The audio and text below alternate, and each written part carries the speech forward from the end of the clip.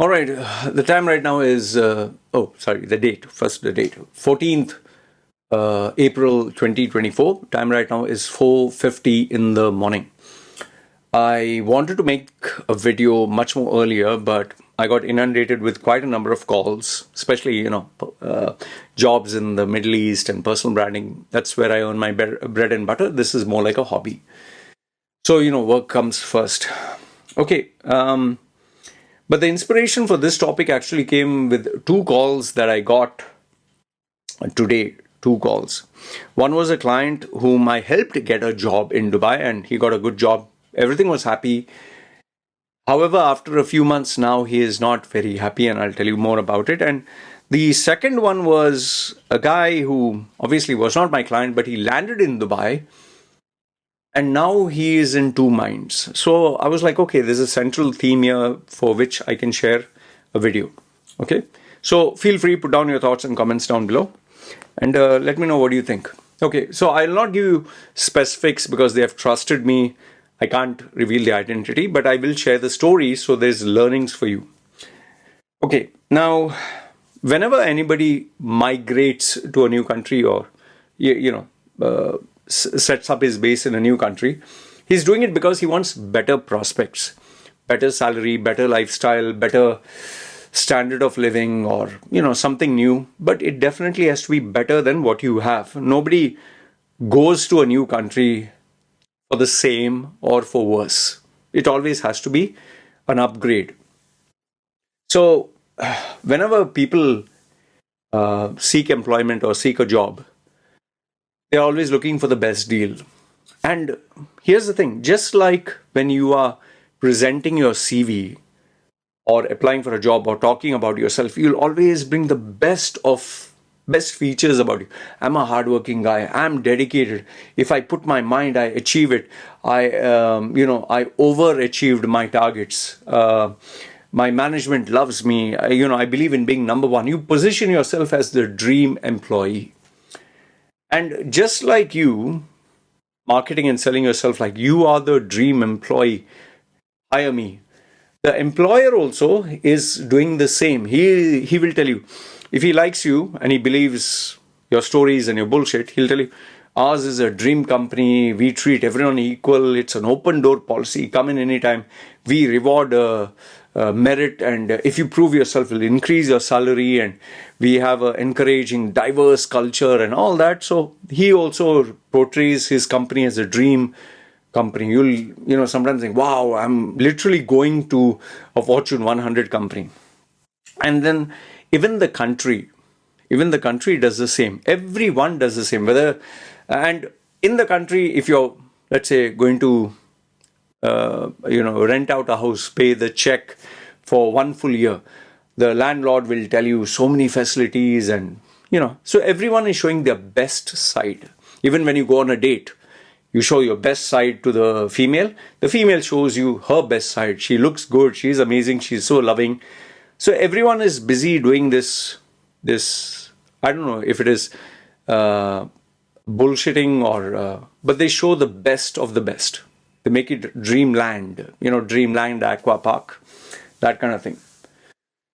However, reality sets in once you sign the dotted line or once you enter the contract.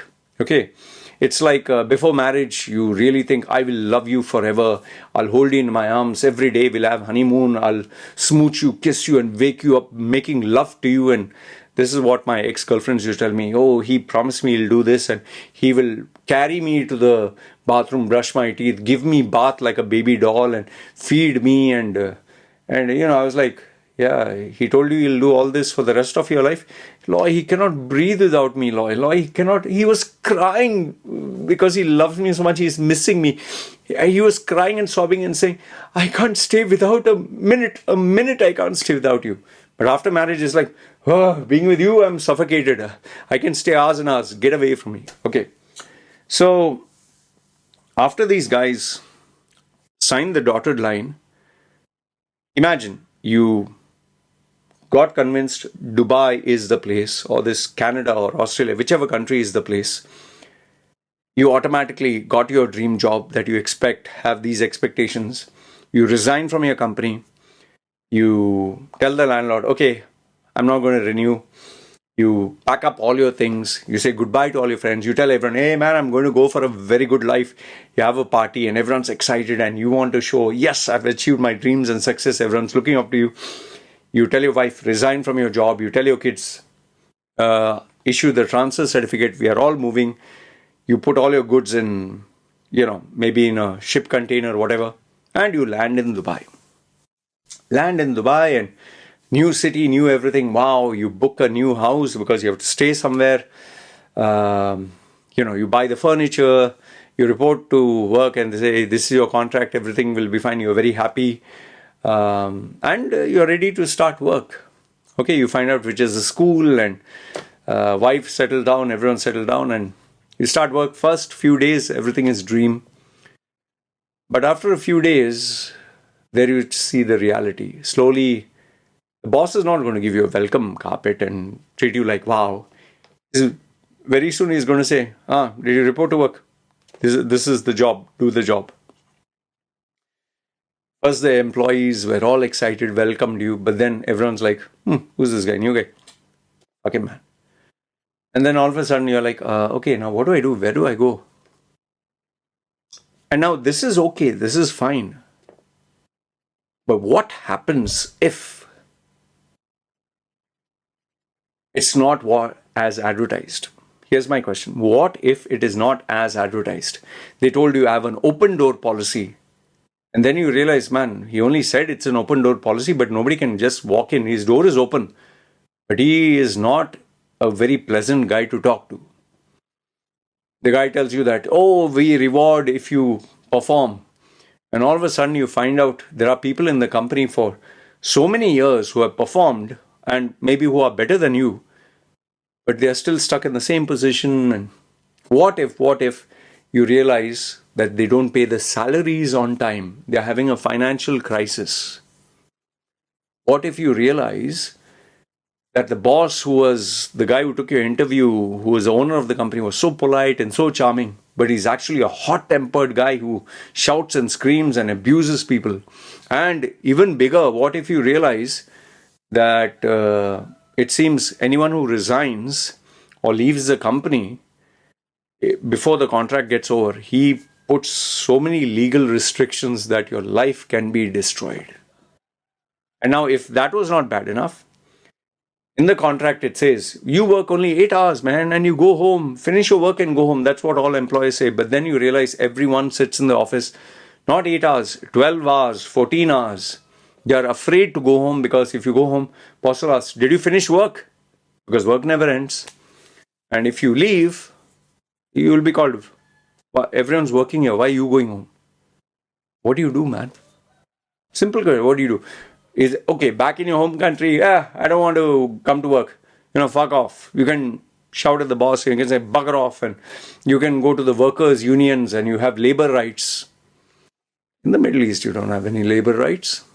And if you say, man, it's not working out, I'll go and tell the guy it's not working out. But then he'll show you the dotted line where you signed, and he'll say, you have to reimburse me for the visa, reimburse me for contract, and the contract stipulates that if you break the contract, there's a fine, there's a penalty.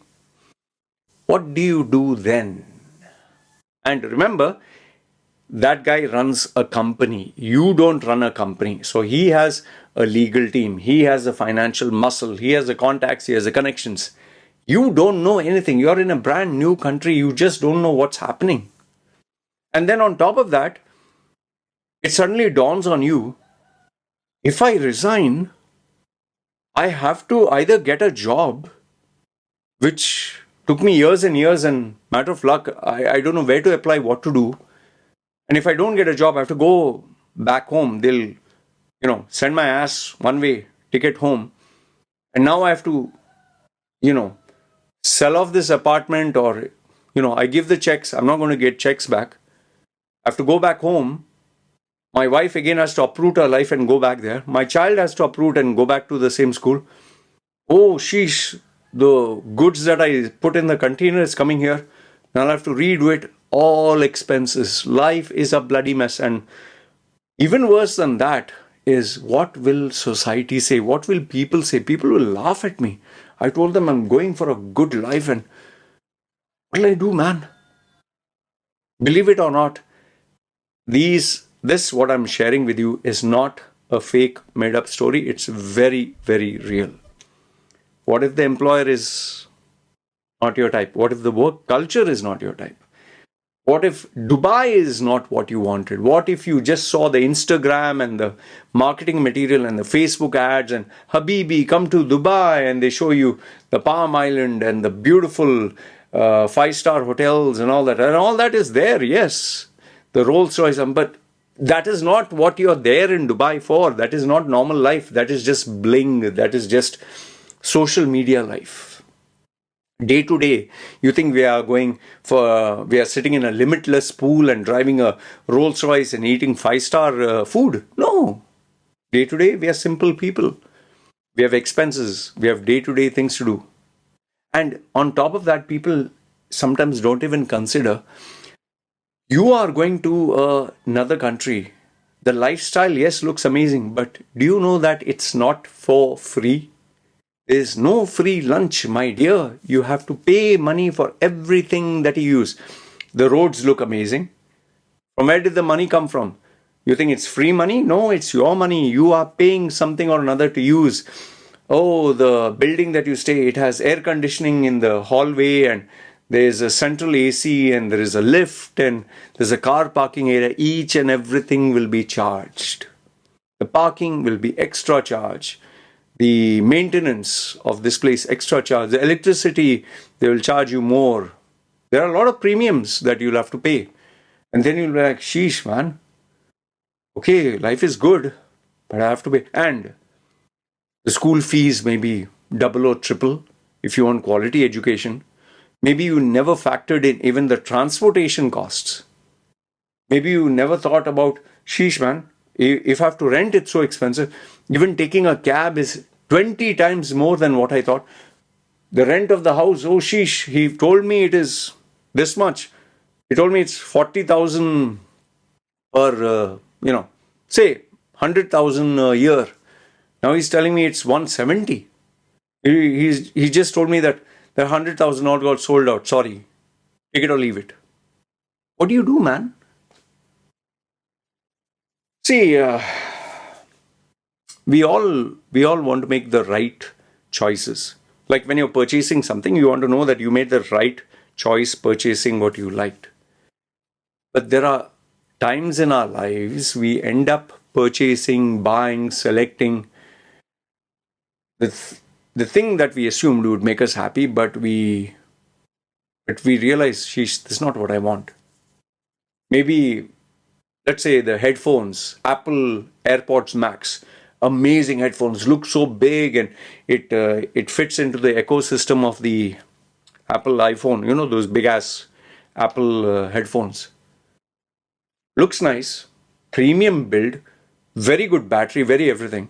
But after you put it, you realize, sheesh, man, it's so heavy, it's giving me a headache. Or you realize, man, it's making my ears hot. Or you realize, sheesh, man, this is like, I'm not enjoying the experience. And then you suddenly think, I had that cheap earphones. I was so happy with that. It was small, but it did the job. All this high tech which is there in this Apple, and I'm speaking from experience. I have an Apple, I have a Bose, I have a Q sound, this thing, I have a Sony WMX, whatever. I have all these. And because I've tried different, when you look at the ads, it's amazing. But when you try it on, you realize, sheesh, that YouTuber was hyping it. Maybe it fits him. It doesn't fit me. It's not my taste. I have, Samsung phones. I have iPhones. When you see the ads, it's like, wow, the best computing and the best technology. And you can take the stylus and you can write and put the ideas, and it all sounds great. And it's 50x zoom and all that. And you're like, wow, I will use all this. But after you buy, you realize, who the fuck is going to use a 50x zoom, man? Each photograph is, 10, 20, 50 MB. You can make a poster out of it. You can make a billboard. But when you upload it, it goes to Instagram, it makes it very small. You're like, why did I spend so much money for all these effects? All this technology is stylus. Have you seen people, they have a stylus, they have a pen. How many people you see taking down notes? And no, it's a gimmick. Same way with life that you see abroad. You'll see the expensive cars, expensive houses, expensive lifestyle, cultural diversity, tradition, the big office buildings. Do you actually want all this? Or you're looking at all this and you assume you want it. Like, for example, the shopping malls are amazing. The brands over there are amazing. How many times will you go to a shopping mall? How many brands will you keep buying? End of the day, what matters to you? We get carried away. So both these clients who spoke to me, the guy who I helped him get a job, all of a sudden he realized, which is odd, huh? He was like, I miss my freedom back home. I miss work-life balance. I said, isn't India hectic? Saying, I used to always think India was very hectic. But end of the day, I used to work 5 days a week and I could spend time with my family and my aunts and uncles and the community. And I felt a sense of, here it's just too fast, too furious, and the neighbors don't know each other. We are with Arabs and this and that. There are hardly any Indians. And even if they're Indians, we hardly meet. There at least you can play outside. And here I feel like I'm in a plastic, fake environment. I was completely disillusioned. I said, you're getting the best tech and you are telling me you have a VIP community and VIP gym and, expensive car. He said, oh yeah, all that was fun. I'm not enjoying it. Because his work environment, it seems, is so much of pressure. And the culture is different. And this guy, this other chap who's new, he just, as soon as he got Dubai and the big salary, he just jumped the gun and offered the resignation. And now he's like, I don't think this is what I like. Within just a few months, he was like, I've made a big mistake. I had a stable job with a company. I had all these perks and all these benefits, but here it's just a salary. What do you do, man? So I'm not trying to scare you.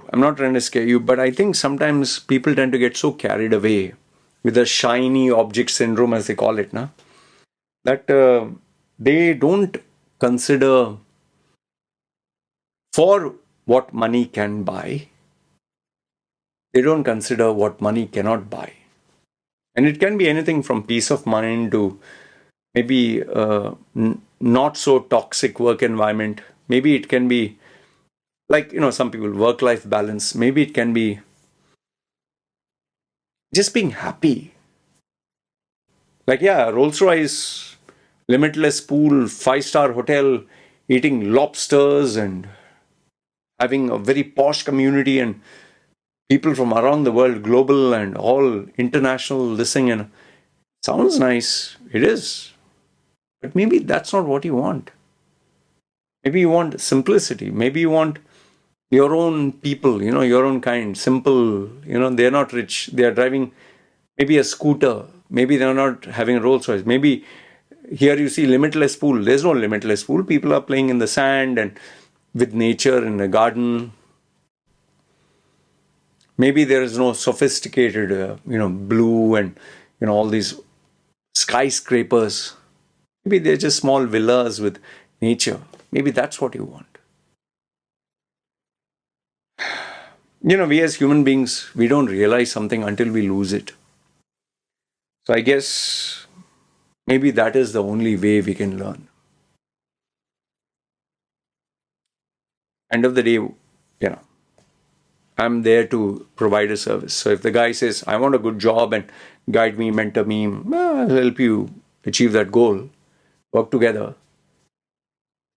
And when they come back to me and say, I think I made a mistake, well, okay, what do you want to do? Do we rework your goal and change things? And yeah, it's a learning process. I guess like a parent who tells a child, son or daughter, sweetheart, see, listen, don't take up that career, or that boy is not good for you, or that girl is not good for you, or you doing this career choice, it's going to be a mistake. But the son or daughter is so sure, no, you don't know, dad, you don't know this guy, he's so loving, he's not like how you think he is. In your generation it's different, my generation is different. Finally, after trying, the parent, just okay, what do I do? You're grown up, I can't spank you, I can't, arrest you. Fine, wish you all the best. And then after they make the choice of the career or the relationship, and like they say, no, God forbid. I'm an atheist. So anyway, just say, God forbid. They come back. Don't you think the parent will feel hurt? The parent will not be, ha ha ha, told you. No, it'll hurt the parent, because now maybe after you got married, you ended up with a child. Maybe you're emotionally scarred. Maybe the career path, 3 years, 5 years, you wasted all the hard-earned money. And now maybe there's no money to support you in a new career. And these are real facts, real examples. What do you do? Anyway, life is all about making choices and making mistakes and learning from them, and not staying in that cesspool of, like, you fell down. It's best you get up, wipe yourself and say, okay, made a mistake, need to rectify this as soon as possible. Yes, there will be losses. Yes, you purchase the new product and it's a mistake, but you have to move on, right? So that's what life is. Anyway, this is what I wanted to share with you guys. You guys let me know, what do you think? Does it make sense what I'm saying? Because I'm seriously giving you real life examples. Okay? And feel free, comment down below. Let me know, what do you think? Good, bad, ugly. Love to read your comments. This is me signing off. You guys take care. Joe.